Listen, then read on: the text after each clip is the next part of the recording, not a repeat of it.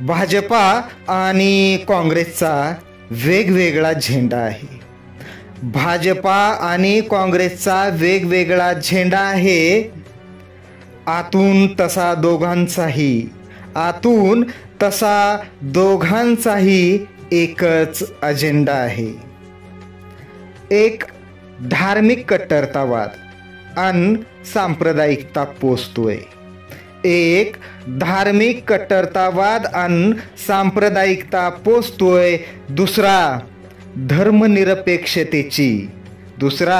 धर्मनिरपेक्षतेची प्रतिमा जोपासतोय. सावधान गड्यांनो, प्रसंग मोठा बाका आहे. सावधान गड्यांनो, प्रसंग मोठा बाका आहे.